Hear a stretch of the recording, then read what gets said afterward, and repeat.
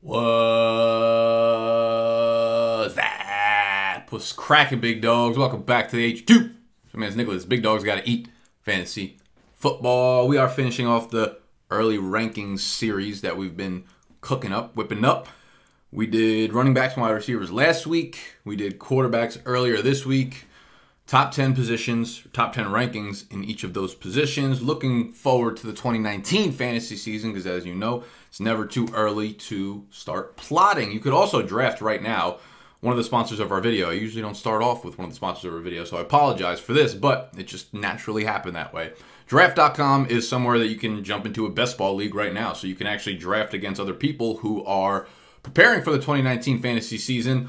If you head over to draft.com/BDGE and use that promo code to sign up, you will get a free $3 entry into a best ball league. Best ball league is just drafting. You don't have to pay attention to the team during the season. So if you think you have an advantage at drafting, if you think you're a good drafter, as I do, and I'm sure a lot of you guys do, Draft is an awesome website. You can join leagues anywhere from $1 up to like $1,000. So realistically, you put $10 in your account and you could do a mock draft every week for the next 10 weeks. And they're not even mock drafts because you're playing against other people who put their actual money into the draft. So head over to draft.com/BDGE and you can start winning some money.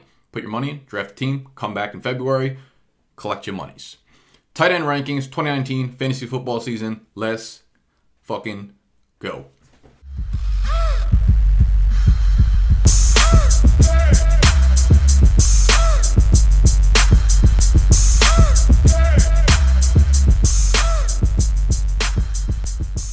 All right, so I've been thinking about the tight end position a lot, right? It's one that kind of fascinates me in the sense that it sucks, right? If you're a fantasy player, tight end sucks. There's 3 guys that you can own, and if you don't own them, you're fucked, right? So, I've heard of a lot of leagues transitioning to different types or different league settings when it comes to the tight end position. Here are a few that I have found that were very interesting that you guys might want to consider for your leagues. The first one is just eliminating the tight end slot in your lineup and using that slot as a flex. That's a wide receiver / tight end spot. So it's not necessarily a flex open up to running backs or a super flex open up to quarterbacks. It's strictly a flex spot for the wide receiver or a tight end. So you can throw either one of those in there. Now, what that does, I think that's really interesting. I think that's something that I'm going to bring up in the E-Town Get Down League next summer when we have our league meeting every summer. That allows you, you don't have to fucking play a guy like Olsen Hooper in your lineup. Like, you're not forced to play someone awful that you know is going to give you 3 points. Like, it's miserable trying to start a tight end if you didn't own Kelce, Ertz, Ebron, or Kittle or anything like that this year. Right? You had to throw someone in like Jared Cook, which is fine because he might give you a good week or he might give you 2 points. You don't want those guys in your lineup. So going to the flex of a wide receiver / tight end, I think is a great move for fantasy leagues because you don't have to play those guys. Excuse me. Woo! We drinking coffee out of mason jars only from now on, by the way.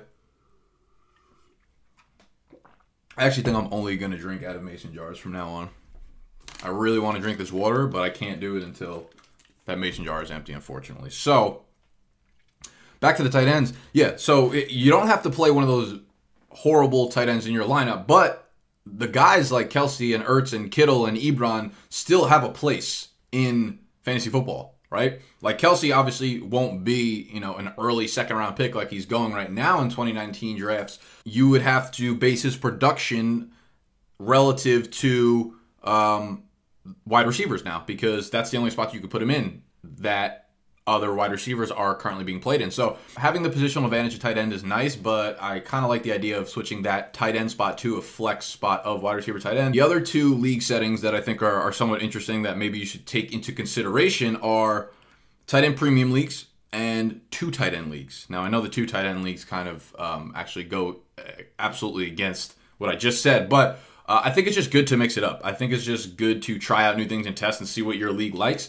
Tight end premium is basically whatever form of PPR you play. If it's standard, if it's half PPR, if it's full PPR, the tight end position gets a half PPR boost. So if you're in a standard league, then tight end would get half PPR. If you're in a half PPR league, then tight end would get a full point per reception. So it's a little bit of boost at the tight end position, and it makes them a little bit more valuable, and it makes guys like for the same reason that it makes the running back pool more open. It makes a guy like, for instance, CJ Uzoma for the Bengals last year, who would go like 5 for 30, and that kills your tight end spot. But if you're playing in a tight end premium league where that would get you 8.5 points, you're okay with that. So I like the idea of tight end premium leagues, and I like the idea of eliminating that spot altogether. However, only like 0.00043% of you guys is even going to take this into consideration. So that being said, we do have to hit the fantasy rankings for the tight end. Let's get into our top guys, because in my eyes, the question becomes, what do you do at the top of the list in terms of tight ends? Do you take Kelce in the early second round, or do you wait around for Ertz? Where is Kittle going to end up in drafts? I think Kittle and Ertz are going to be very, very similar in that like 25, probably actually like 20 to 27 range when it comes to ADP when all is said and done. I've seen some analysts think that like Kittle's going to go a full round after Ertz. I think that's bullshit. I think there's no way that actually happens in real drafts by the time, late September goes around. So it's like, where do you take those guys? And then the bigger question becomes, can you fade those guys for the middle round guys, the 4 through 7, the 4 through 8 ranks, and bank on one of those guys breaking out, because there are a lot of breakout candidates in that mid-range. So we're going to break down each guy as we always do in depth. Let's fucking go. Tight end 1 in 2019 is a no-brainer to me. It's Travis Kelce, and it's not particularly close. Zach Ertz can kind of touch Kelce's floor, but not a ceiling. Kittle can soar to that ceiling, but I don't think he gets near Kelce's floor.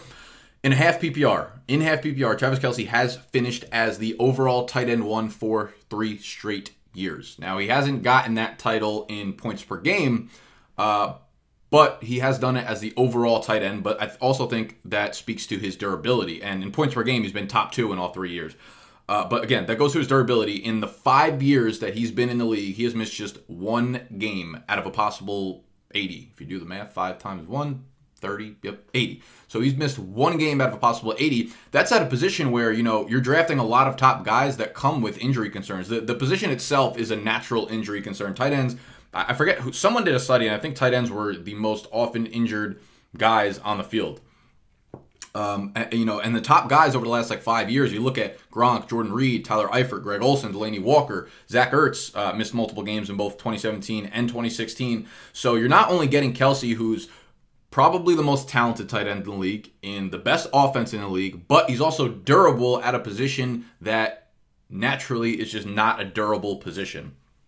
And he puts up the most production, So I don't know how you can pass up on that. He's posted 83 or more catches and 1,000+ yards in 3 years in a row, and those are easily his floor numbers with Mahomes now at quarterback. 150 targets, 103 catches, 1,336 yards, 10 touchdowns, all by far and away career highs, 193.6 standard fantasy points. Let me change that to half PPR, and we're looking at 243.1 half point PPR fantasy points. So the big thing here is this.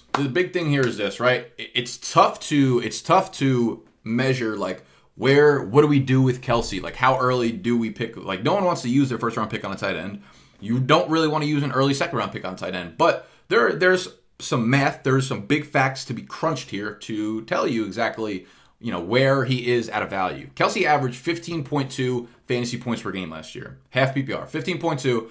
That was good for the overall wide receiver 8 finish, if you had to put him into the wide receiver 8 category. Right now, according to draft.com, the wide receiver 8 is being selected at pick number 22. That's Odell Beckham right now. Kelce's ADP is around pick 14 or 15. So, yeah, he's going, 7 or 8 picks above where Odell Beckham is going. So, in terms of just production to production, just apples to apples, you're getting a worse deal there, but that's not how you look at it, considering you have to look at it from a replacement value standpoint, right? What advantage are you getting about having Kelce as your tight end over another team that doesn't have him, as compared to having Odell Beckham as your wide receiver compared to another team who doesn't have Odell? So if you draft, this is the way I look at it, right? And this is the way I try to simplify it for you guys. If you draft Kelce as tight end 1, right, the tight end 5 will net you 5.2 fantasy points per game fewer each week than Kelce will. If you draft a wide receiver there and say you get the wide receiver 5 rankings below that wide receiver, we compare tight end 1 to tight end 5 and what the drop-off is there. So I want to look at wide receiver 1 to wide receiver 5. Last year, it was literally a 1.3 fantasy points per game difference. From wide receiver 6 down to wide receiver 10, you're looking at a 0.8 fantasy points per game difference. So if you're doing the math, wide receiver 1 all the way down to wide receiver 10 is a 2.1 fantasy points per game drop-off, whereas tight end 1 down to tight end 10 is an 8-point fantasy points per game drop-off. So, sure, you could say, yeah, you wouldn't have to draft the tight end 5, in the round after you would draft Kelce. You could wait a few rounds, but even if you were to take 2 elite wide receivers, right, you're looking at the point differential, the point value spread there. As I said, wide receiver 1 down to wide receiver 10 is 2.1 points difference. So if you get a positional advantage at the wide receiver spot of 1.3 points for one guy and then 1.1 points for another guy, you're looking at like a 2.4 points overall as a positional value increase by taking 2 wide receivers instead of tight end and a wide receiver like Kelce. So in my eyes, like the positional advantage of tight end and having him get 5 points more per game than the tight end 5 or 8 points more per game than the tight end 10 is, the math says that it adds up to do that rather than taking a wide receiver. So you're getting Kelce, who gives you pretty much the same positional, the same combined advantage as multiple wide receivers, and Kelce is one guy taking up one slot in your lineup. So I would argue that Kelce is actually a very, very, very good early second-round pick. He had 12 targets inside the 10-yard line this year, which led all tight ends, was 3rd overall in the entire NFL. This offense is going to score like 98 points per game. Again, don't look too hard at this. No-brainer here. Kelce, beast, Mahomes, let's fucking go. Number 2, this is all I got to say. This is big facts. A sucker, I tell you. I truly, truly, truly believe this. Ertz is great. He's been great for a minute now. Ridiculously consistent. He just set the record for the most receptions by a tight end in a single season in 2018, 116. If I'm in a full PPR league, yeah, I'm probably looking at Ertz at tight end too. But straight up, if I'm in a half PPR or if you're in a standard, I'm going with Kittle over Zach Ertz. This is one of those things where I'm like, listen, sometimes fantasy football doesn't have to be hard. Don't overlook things. Don't make it more difficult than it needs to be, fam. It's just, in his second year, George Kittle at age like 24 set the all-time receiving record for a tight end in a season without his starting quarterback. He set the all-time record in receiving yards for a tight end in a season with backup quarterbacks. I don't want to dig in deeper into analysis, but I actually get very deep on Kittle because I want to tell you exactly why Kittle is the guy at tight end too. I just don't think you need to look further than that though. Nick Mullins, CJ Beathard were his quarterbacks. Jimmy G is going to be back. He set the NFL record. Kittle finished with 21 fewer targets and almost 30 fewer receptions than Ertz, 3 fewer touchdowns, and was only averaging half a fantasy point per game less than Zach Ertz was last year. Kittle's catchable target rate per player profiler was 21st among tight ends as well. Ertz was 8th. Ertz also benefited from not having Alshon for a few games. In the first 3 games of the season, Ertz averaged 11 targets a game compared to the rest of the season when Alshon was healthy. Ertz was averaging just over 9 targets a game. Now this, however, is where I see the big jump coming from Kittle, and it's in the touchdown department, obviously, right? Kittle finished the year with 5 touchdowns. Now, if you want to draft a guy in the 2nd or 3rd round, you obviously want more production from that. 1,377 yards, though, 88 catches, 5 touchdowns. Big increases coming in the touchdown department. And here's why. So stay with me. I'm going to try to break this down pretty simply. In 2018, San Francisco threw the ball inside the red zone 46% of the time. The NFL average was 51%. When we get closer to the end zone, inside the 10-yard line, that number dipped even further, right? San Francisco was throwing the ball inside the 10-yard line on 37% of their plays. So when they got inside the 10, only 37% of their plays were passes. The league average was 46%. So they were throwing the ball down there 10% less than the rest of the NFL. Maybe it's their scheme. Maybe that's just how they're going to run things. What does that mean for 2019? Or it could have been because Kyle Shanahan simply does not trust his quarterback last year to throw it down there near the end zone. And that makes sense because I looked and Nick Mullins threw 3 red zone interceptions last year. 3rd highest number in the NFL. 3 red zone interceptions last year. Only Big Ben and Case Keenum had more than him, despite playing in only 8 games. So you have a guy who played in half the year, but is almost leading the league in red zone interceptions. When you get down there, do you think Kyle Shanahan is going to trust his quarterback that is throwing all these interceptions and turning the ball over when you're so close to scoring? So what I want to do, excuse me, geez, sorry guys, I'm going to have to drink out the water bottle. That rule of the mason jar lasted a whole fucking 13 minutes. Woo! Okay. So I want to dive back and say maybe that's just Kyle Shanahan's scheme. Let's look at 2017. Let's look at 2016. 2017, the head coach of San Fran still. The 49ers threw the ball on 61% of their red zone plays when the NFL average was 52. Remember, last year, in 2018, they threw at 46% in the red zone. 2017, they were at 61%. If you look at the last 5 weeks of the season when Jimmy G was their quarterback, a.k.a. a quarterback that's competent, a.k.a. a quarterback that Kyle Shanahan trusts, that number went up to 63%. They're throwing the ball 63% of the time with Jimmy G at quarterback inside the red zone. Inside the 10 zone, that number was at 54%. They were passing the ball on 54% of their 10 zone plays in 2017. 37% last year. 2018, 37% of the time they're throwing it inside the 10 zone. 54% the year prior. 2016 with Matt Ryan, competent quarterback, one that Kyle Shanahan trusts. 57% passes inside the red zone, 54% inside the 10 zone. So I think you could see last year was more of a fluke. They throw the ball at a much higher percentage than the league average. Inside the red zone, inside the 10 zone, when Kyle Shanahan is calling plays and when Kyle Shanahan has a quarterback he trusts. So with Jimmy G back in 2019, expect the 49ers to, one, get near the end zone more often, get in the red zone more often, because he's just a better overall quarterback than what they had last year, and two, throw the ball when they are near the end zone, which is huge for Kittle's outlook in 2019.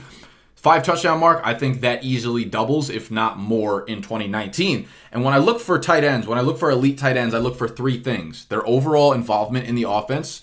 Are they a red zone target? Are they a big red zone target? Do they have a lot of opportunities to score? And can they make plays on their own? Basically, are they athletic? Do they have that burst? Do they have that yak ability? Can they turn these targets into big plays? Kittle nails all 3. He had a 26.4% target share overall. So how involved is he in the offense? That's the second highest rate among all NFL tight ends last year. The team volume wasn't there overall in terms of, throwing the ball down by the end zone and down by the red zone. Like I said, he didn't have a lot of work down there. But Kittle was targeted on 33.3% of their end zone targets and 26% of the red zone targets down there. Respectively, were 2nd and 5th highest among tight ends in the NFL. So as the overall pass volume was not there, Kittle's involvement in terms of the rate of the time that he was used in the offense was there, and it was huge. And Kittle is an absolute yak machine. Kittle led all NFL tight ends with 857 yards after contact this year. The next closest guy was Kelce at 593, which is, if you do the math, almost 300 yards less. And of Kittle's 12 deep targets, only 33% of them were catchable. Second lowest among all tight ends with at least 9 deep targets. So imagine when some of those are actually accurate next year. Even if you think his yak overall comes down because he had a lot of big plays that boosted that up, that's the kind of stuff he gives you, though. He'll have the yardage based on the increased deep ball accuracy. They're going to get near the end zone more. He's going to have a lot more touchdown and scoring opportunities. I absolutely love Kittle this year. I apologize. I'm done with the Kittle talk. I promise. Zach Ertz is tight end 3. I'm not even going to go into him because I don't think I need to after that. But once you get past, the first 3 tight ends, the first 3 or 4 rounds in your fantasy draft, most likely, there is a gigantic tier gap in my eyes. Now, my concern for fantasy players, for you guys, is that you don't realize it. Let me explain, right? The next group of guys, you have the OJ Howards, Njokus, Hunter Henrys, Evan Engram, Eric Ebron. They're a group of guys that have a very, I want to say a high percentage chance, but if there are going to be tight ends that break out and hit that elite category, they all pretty much reside in this category. You have the 3 top guys that already went off. They are studs. They are people that you throw into your lineup and you expect very, very good production. You should, because you have to, draft them in the 2nd or 3rd round. None of these other guys, the guys I just named, the OJ Howards and stuff like that, have proven to be a top fantasy tight end over the course of an NFL season so far. Except for, ironically, Ebron, who people will probably be picking last of these guys. So what I'm afraid is a lot of people are just going to assume that they could fade the top 3 guys, draft one of these middle round guys, and just bank on a breakout and bank on similar production. Now, I personally will do that in some of my leagues. Like I always say, I like to diversify the revenue, and I like to give some of these later round tight ends a chance to break out, and I like to own them because if it does, it's great value on your team. People who owned Kittle last year got him in the 9th, 10th round. For the most part, you were probably a playoff team in your leagues. But to not acknowledge the risk that maybe they don't break out is asinine, right? None of these guys, like I said, have proven to be a top tight end over a consistent period of time. They've all flashed, of course, but they all have unknown upside pretty much. The key here is that the unknown upside is far from a lock. It's far from a lock. Yes, they're really exciting, but tight ends take a very long time to develop. It's possible that for the next 3 years, every summer we're like, yep, this is the year David Njoku breaks out. Like there was a lot of talk of that last summer. People drafted him. You were pretty disappointed.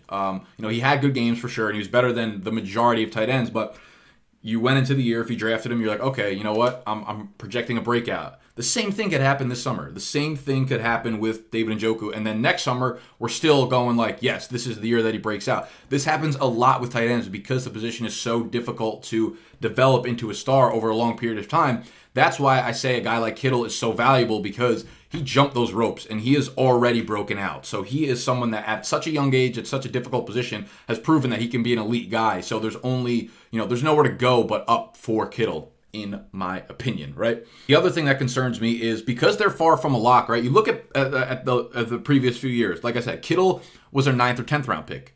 Ertz, the year before he broke out, was like an 8th to 11th round pick in that area, right? These guys who break out are usually later in the draft, so you're not necessarily risking as much. But the middle round guys, like the O.J. Howards this year, and the David Njokus, and the Hunter Henrys, you're probably going to have to spend more draft capital on them, so you're taking on more risk while you don't know that they're going to break out, or you don't know that they're even going to put up this consistent production for you. At the end of the day, I do like all these guys, right? They're all very talented. They're all in great opportunities to be the full-time tight end in their offense. They all have good quarterbacks with them too. But I just want to make sure you're not going to the draft with the strategy, especially if you play in multiple leagues, like, yep, I'm just fading them because I know O.J. Howard or I know David Njoku is going to break out. I wouldn't have that strategy if I were you, because if you miss on that, the players who got the good tight ends are going to have a huge advantage over you. So just keep that in mind. Diversify the revenue. Let's move on to our tight end 4. At tight end 4, I put O.J. Howard here. I'd be lying if I said I was really confident that at the end of the year we look back and he finished as the top 4 tight end overall. But he certainly has the upside. He's arguably the most talented tight end outside of Kelce and Kittle from a raw athletic standpoint for sure. But 2018 was the second straight year that he found himself on the IR, that he finished the year on the IR, which starts to get me a little bit nervous. And if you look at the sports injury predictor chart here for O.J. Howard, they give him a 58% chance to get injured in 2019, but his durability is pretty good. They only project him to miss a game and a half, so that's pretty good. And Sports Injury Predictor is a really, really, really good source. I use this in my other rankings videos. I've just found them to be very accurate. I was someone who was super skeptical about their work at first, but they've been accurate, and they take in all the different types of injuries that the players had throughout their historic careers thus far, and kind of, I guess, factor that into their algorithm if they're fluky or whatever is wrong with their injuries. So they don't project him as a huge injury risk for 2019, which is good to hear because that was one of my concerns. When Howard was on the field last year, he was very, very, very, very, very good. Now he finished the year with 34 catches on 47 targets, 565 yards, 5 touchdowns. So good production on pretty small opportunity.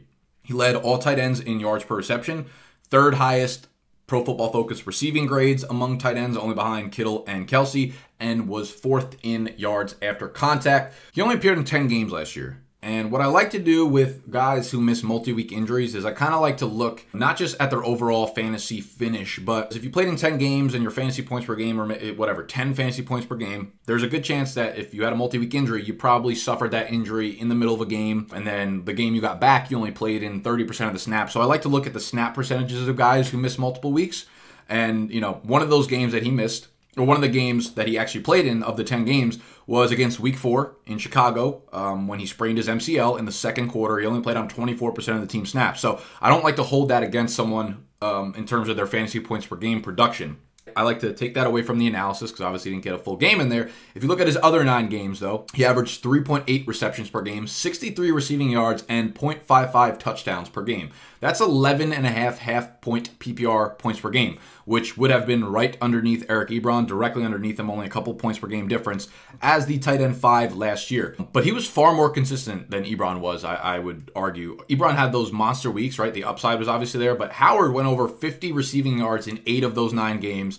He scored 9 or more fantasy points in 7 of the 9 games, and he had 14 fantasy points in 4 of 9. So while the upside, like the Eric Ebron, 25 fantasy point upside might not be there necessarily, he still gave you like a bunch of very, very good weeks and was consistent in that. And like I said, when I look at elite fantasy tight ends, when I look at the guys who I think might break out and could end up in that top tier next year, I look at athleticism, yak, I look at how involved are they in the red zone, in the offense overall.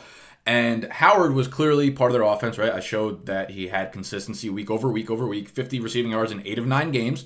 His athletic ability is absolutely insane when you're looking, at the 40-yard dash, 97th percentile, speed score, 98th percentile, 87th percentile, spark score, agility score, catch rate, all those things are up there. The size, speed combination, best comparable is Greg Olsen, his athletic ability translated onto the field.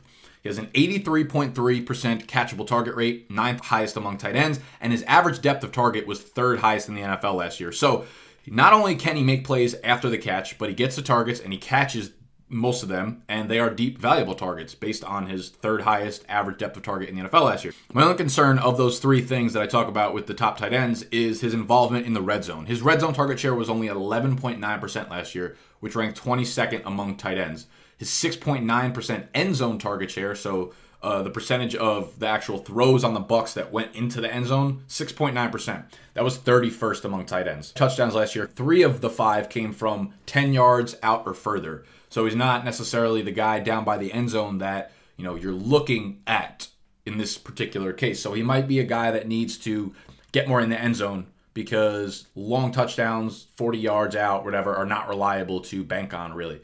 The key piece here, though, is Cameron Brate, who just won't go away, right? If you're someone who's been really high on O.J. Howard, you're like, get the fuck out of my way, Cameron Brate. Cameron Brate signed that big contract last offseason. I think it was like 5 years, $40 million or something like that. However, all of the guaranteed money in that contract was for 2018. He has no more guaranteed money left on that contract, so they can cut him this offseason for no penalty. He has $7 million on his 2019 contract, which becomes fully guaranteed on March 17th. So look out for March 17th. That's a big date, St. Patrick's Day, for Cameron Brate. If Brate is let go, Howard will be in line for a huge breakout, and he will get more opportunities down there by the red zone. Now, I know people are going to say, oh, Bruce Arians never uses his tight ends in the offense. And this is nothing like Green Bay and Aaron Rodgers. And I was the first one to say last year I hated Jimmy Graham because Aaron Rodgers didn't use his tight end in the offense. If you look back at the tight ends that Bruce Arians had, people are like, oh, well, Rodgers never had a tight end this good. Yeah, well, they made that fucking argument every single year, so shut up. Bruce Arians, if you actually look at the tight ends that he had, in Arizona, he had Jermaine Gresham for 3 years, 2017, 2016, 2015. How much production are you going to get from Jermaine Gresham? He had John Carlson for the 2 years prior to Jermaine Gresham. In Indianapolis, for the 1 year he was there, he had Dwayne Allen. And then you go back to Pittsburgh, he had Heath Miller, who was arguably the best fantasy tight end of these guys, who is nowhere near athletic as O.J. Howard was, and Miller had at least 3 top 12 seasons. So he was a top tight end 1 in Pittsburgh under Arians for at least 3 of the seasons. So Winston is the guy I look at. I look at the quarterback more than I look at necessarily the system when it comes to who they're targeting. Winston is a guy who loves using his tight ends. We already know that. He's like Andrew Luck, where especially in the red zone, he always targets Cameron Brate. If Brate's not there, O.J. Howard will likely get a lot of these targets. So I would love if people keep pushing this fake news. Bruce Arians doesn't throw the tight end. Bruce Arians doesn't fucking throw the ball. That's why Jameis Winston throws the ball. What do you think? Bruce Arians goes to Winston and says, don't throw the tight end? That's not how it works. Winston's the one on the field. If this fake news storyline keeps getting pushed, sorry, I'm fucking spitting. I'm like a rabid dog over here talking about O.J. Howard. If this pushes his ADP back, I would absolutely love that. So O.J. Howard is my tight end 4. Tight end 5 is David Njoku, another big-time breakout candidate. His raw talent is just so extreme. We just weren't sure if we would see it come to fruition as a 3-down NFL tight end. Same thing with like Mike Gesicki last year, right? Ridiculously athletic, ridiculous combine numbers, but can he actually play the full scope of being a tight end? Can he block? Can he play on all 3 downs? For Njoku, we weren't sure, but he did, and we just weren't sure how quickly that was going to come. He took that sophomore step up, and now we're kind of ready for this junior breakout, right? Last year, 89 targets, 56 catches, 639 yards, 4 touchdowns. Far from perfect, though. Very inconsistent. Started off extremely slow. He scored fewer than 5 fantasy points in 8 of 16 games. So half the time you had him in your lineup, he was giving you dud games, which is not good. Good news is for Njoku that he did become a full-time player in 2018. He played on 80% of the team snaps, which was the 9th highest rate among all NFL tight ends last year. The better news, of course, is that this team and this offense is going to take a huge step up because you will have Baker Mayfield under center for the entirety of the 2019 season. They have Freddie Kitchens, who stayed on as the head coach, and we have Todd Monkgod coming on as the offensive coordinator. Freddie Kitchens took over as a play caller in Cleveland last year in Week 9. From that point forward, tight ends were targeted in Cleveland on 25% of their passing plays. Only 6 teams had a higher rate in the NFL from Week 9 through the end of the season. Todd Monken, as I mentioned, comes over as the OC. He has an aerial style of offense, an aerial attack style of offense, and that plays perfectly into David Njoku's freakish athleticism profile. I think he will be put to great use in this offense. And if you followed me, you know I'm a huge believer in Baker the touchdown maker. I think they need to get him one more piece on offense.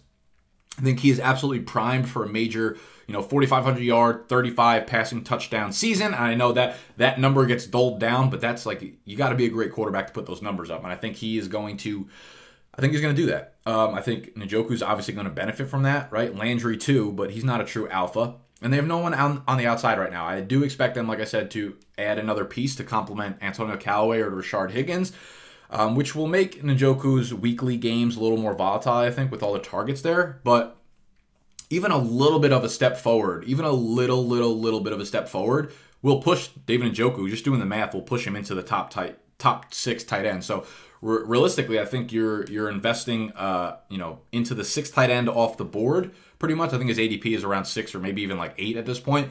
And I think that's, as long as you think he's going to take a little bit of a step up, which he should in this new offense, he's going to give you that floor. Wherever you drafted him, that's pretty much his floor. And of course, he has great breakout appeal. Now, Todd Monken's system basically operates from having 2 inside wide receivers, so 2 slots and then 2 outside wide receivers. If they could, if they draft N'Keal Harry in Cleveland and they have N'Keal Harry, Antonio Callaway on the outside, let O.J. Howard and Jarvis Landry run routes up the middle, Baker's going to go nuts in fucking 2019. David Njoku, not O.J. Howard, I apologize. Chubb in the Byke field, sheesh. Now. I'll be honest here. At tight end 6, right? So far we have Kelce, Kittle, Ertz, O.J. Howard, David Njoku. Tight end 6 was really tough for me. I put Eric Ebron here. It's really tough to get excited about Eric Ebron in 2019. I love Jack Doyle coming into 2018, and I still think he would have had a big year if he stayed healthy, but he didn't, and Ebron went off to the tune of 66 catches on 110 targets, 750 yards, 13 touchdowns. Those 13 touchdowns tied for 2nd overall in the NFL. He had the 4th most catches among tight ends, the 4th most targets, among tight ends last year, the 6th most catches, 5th most yards, and the most tight ends overall among touchdowns overall among tight ends. Kelce had 10. Ebron was at number 1 with 13. A huge part of me wants to just yell regression. There's no way he could put up those numbers again. There's no way he could do it again if Jack Doyle is back on the team. No way he touches those numbers. He's a sucker pick at tight end 5 or tight end 6. Him and Doyle are both signed through 2019, so they will both be there. Now, when I break it down further, this is what I see, right? When Doyle was on the field last year, he was running far more routes than Ebron was, at least in the beginning of the year, and that's how I expected the year to go on before Doyle got hurt. In weeks 1 through 2, Doyle was running 40.5 routes per game compared to Ebron's 17. However, Doyle got hurt, missed weeks 3 through 7. When he came back, Doyle and Ebron were almost on par, running about the same amount of routes. Ebron obviously benefited from when Doyle was out. What does this say? I think it says that maybe they gained more trust in Ebron and maybe he earned his way into, getting an even split with Jack Doyle. Doyle is someone I see still being very involved inside the 20s, and Ebron is a fantastic red zone target, of course. But I just don't, it's another situation where I just don't want to think too hard about this. Ebron just had a monster year. He's tethered to an elite quarterback who loves throwing to the tight ends, especially near the end zone. And it's an offensive line, which is one of the best in the league for pass blocking, so they're not going to have to ask Ebron to stay in and block that much as a tight end. So we'll have to see what happens this summer with Jack Doyle. Do they trade him? Do they look for a different tight end? And what do they do in the draft and free agency, whatever. But for right now, right, I think Ebron has just earned his spot as the tight end 6 because he played so well last year. I don't want to, like I said, I don't want to think too hard about it. It's a great situation overall. So, you know, his yardage might dip a little bit, but he's still in a very good spot to score 8 to 10 touchdowns next year. Moving on, before we do so, I want to plug the second sponsor of this video. That is mybookie.ag. That is the sports betting website. They're offshore, so you can live in America and still bet if you're in one of those states that cannot gamble yet. mybookie.ag. If you use promo code BDGE when you sign up, they will do a 50% deposit match. So if you bet $100, you will have $150 in your account using promo code BDGE. So get on the sports book. There are plenty of good lines right now. You can bet on Super Bowl futures. You can bet on whatever the fuck you want to bet on, y'all. Just go gamble. Gambling's fun, although it gives me a lot of anxiety. Gambling's actually not fun. So you know what? Don't gamble. But if you do gamble, use my promo code. My bookie will be linked down below. BDGE is the promo code, 50% deposit bonus. Number 7 on this list is Hunter Henry, and he would have been by far and away my most owned tight end in 2018, probably to a fault if he didn't get injured, and I was devastated. And I put up this video. Thank you for the 200 of you guys who Twitter DM'd me, Instagram DM'd me, tagged me in Instagram pictures, let me know that Hunter Henry tore his ACL. He's out for the year. Because of that, BDGE Fantasy Football will officially be closing down until further notice. If I had to put an estimate on it, I would say between 2021 and 2026. Hopefully he'll be recovered by then. I'm not even sure who the other tight ends are on the team. I think it's Virgin Green and I don't know. Will they bring back Antonio Gates? Who gives a shit? He's fucking 48 years old. He can't even move. He's still probably better than Jimmy Graham. I'm shooketh. I'm fucking hurt, dog. Don't ask me if I'm alright. I'm hurt. You guys, for one reason or another, found a lot of enjoyment in that video. Listen, Hunter Henry Byke. He's Byke. Had the torn ACL. He actually returned to play in 2018 in the Chargers playoff game, their final game of the year against the Pats. He only played on 14 snaps. He didn't catch any passes, but he is in an absolutely prime spot with Phillip Rivers to break out, right? Going back to 2017, Henry played in 12 games, but he finished with 45 catches, 62 targets, 579 yards, 4 touchdowns. He had 50 yards and or touchdown 7 of the 12 games. He was tight end 6 in PPR, points per game that year. And that was while fully splitting snaps with Antonio Gates.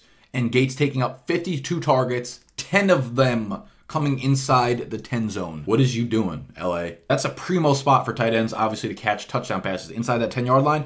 With no more Gates, soaking up 10 targets inside the 10-yard line, which was like 5th highest in the NFL that year. Henry, you know, that's a prime spot for him to really capitalize on this. The one concern I do have with Henry is, does he just step right into Gates's shoes and fill up those numbers that Gates used to put up during his prime years? It's like a chicken or the egg thing. Does Rivers love throwing to the tight ends because he just loves that? Or did he throw to the tight end so much because Antonio Gates was just so good? Going into 20 tight end, we knew how much Rivers threw to the tight end, right?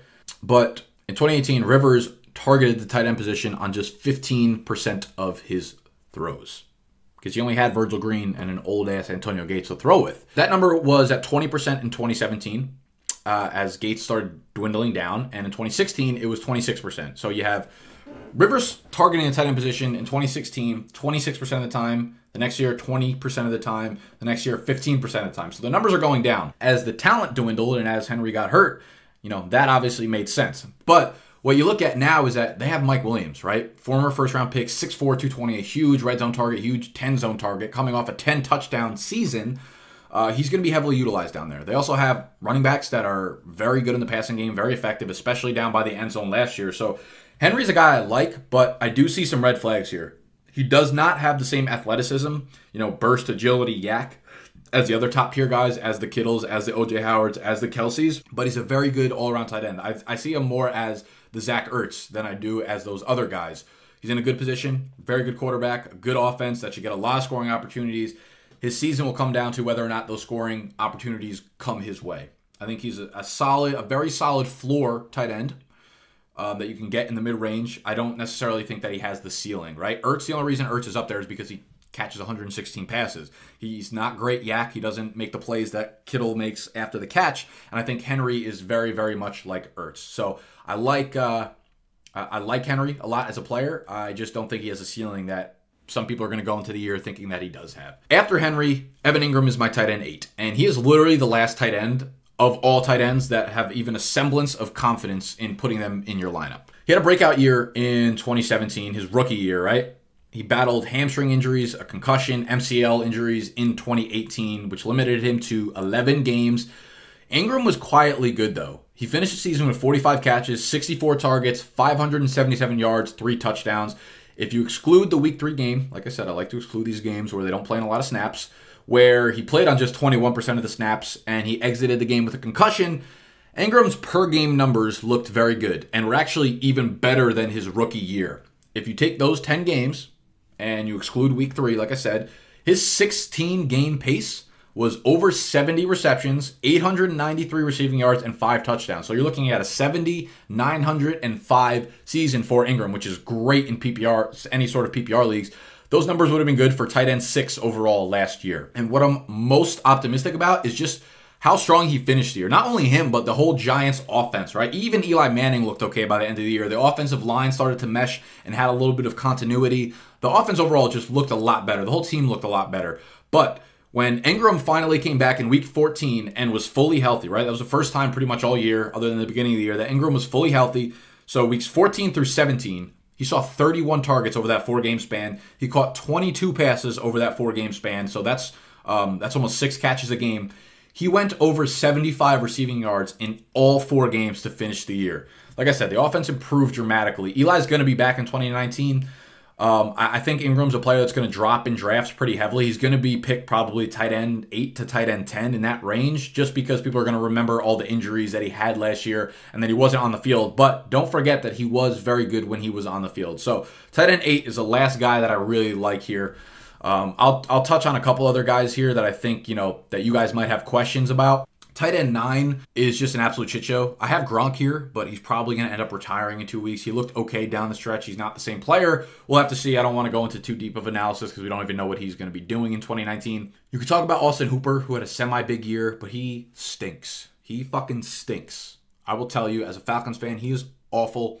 He had more games of 0 receiving yards this year in 2018 than he had with 80 receiving yards. You know why? That's because he didn't touch 80 receiving yards at all. It's been 33 games since Austin Hooper has gone over 80 receiving yards. Week 1 of 2017, and that was because some asshole, one of the safeties on Chicago, blew coverage, and Austin Hooper had like an 80-yard touchdown. Other than that, he is never putting up 80 receiving yards for you. He had 3 decent games in 2018 thanks to his 3 touchdowns. That propelled him up the tight end rankings. That's how bad the tight end rankings are. You can have 3 good games, and that gets you all the way up there. Otherwise, the guy scored fewer than 7 fantasy points in 10 of 16 games. I'm good. As a Falcons fan, I know what Hooper is. There's no upside there. Please don't bank on a breakout coming, or please don't draft him thinking you're getting a high floor player in Hooper, because you're not.